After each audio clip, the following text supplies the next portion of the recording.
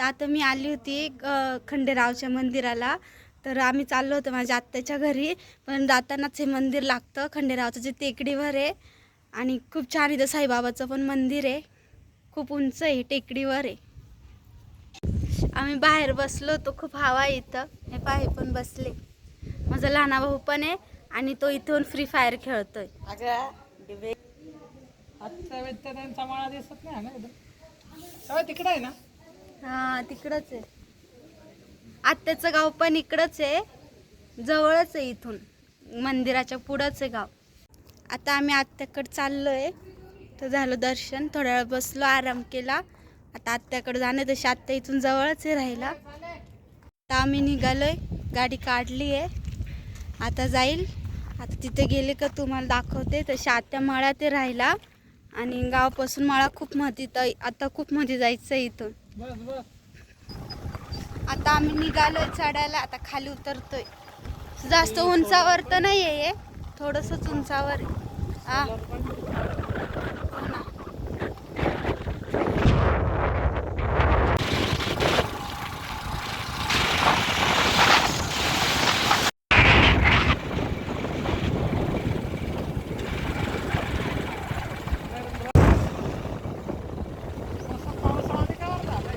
आता आम्ही दुकानात आहे, थोडं सामान घेतो.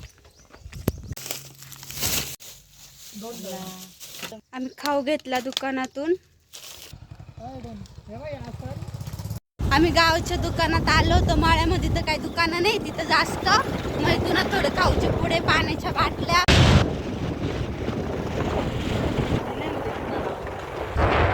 आटला असेल तलाव आता, ते पावसामध्येच पाणी. तर आम्ही आत्याच्या इथं आलेलो आहे, पण आत्याच्या इथं फक्त त्यांचंच घर आहे, इथं आजूबाजूला दुसरं कोणीच राहत नाही.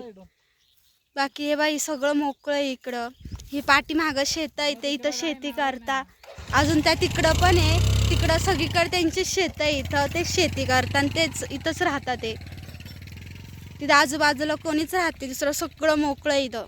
हे पाय इथं राहते आत्या, सगळं मोकळं आहे इथं. त्यांचे 3-4 घर आहेत, पण त्याच्यामध्ये बी कायच्या ह्याच्यात बकरी आहे, कायच्या ह्याच्यात कोंबड्या राहता.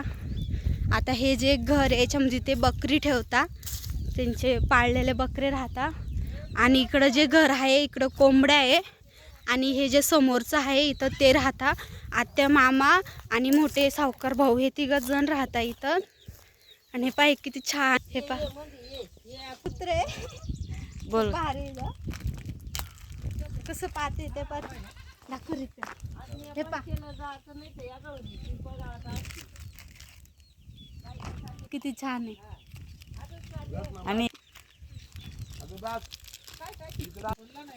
हे पाही आत्या आहे पा, मामा घरात आहे.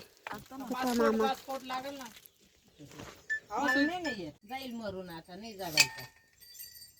जाता भेटून घेतो ना. आत्ता मी शेतामध्ये आहे, आणि आत्ता इथं आत्याने ना हरभरा लावेले. तर त्यांनी मला हरभरा, बटाटे, कोथिंबीर ते सगळं म्हणजे त्यांच्या शेतामध्येच लावतात ते.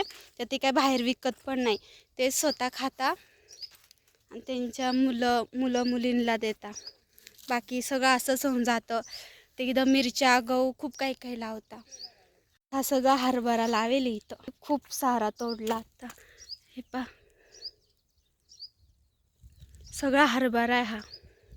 त्या तिकडं पण हरभराच लावेल सगळा. अजून त्या बाजूच्या शेताला काही लावेल नाही आहे. आणि तिकडे एकदम पुढं गहू लावेल, तिथं पुढं मिरच्या लावेल होत्या, मिरच्या काही संपल्या. आणि त्या साईडला पण हरभराच लावेल, आणि त्या तिकडं पण गहूच लावेल. इथं गहू लावेल, त्या तिकडं मिरच्या आणि हरभरे लावेल.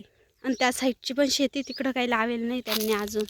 इथं फक्त आत्याचं घर आहे, आजूबाजूला कोणी राहत नाही इथं, सगळं मोकळं. इथं सगळं पाणी खूप लांब लांबवरून आणावं लागतं त्यांना. आता ते बसले तिकडं, मी इकडं आली होती. ते बकरींला, कोंबड्यांना कोबी कापू राहिले खायला. पण ते आत्या, मामा माझले कोबी कापताय. घ्यायचं ना, बनवती नाही तर कशाला आम्हाला नाव करत काय वाटतं. कोंबड्यांना चारा टाकायचा असा.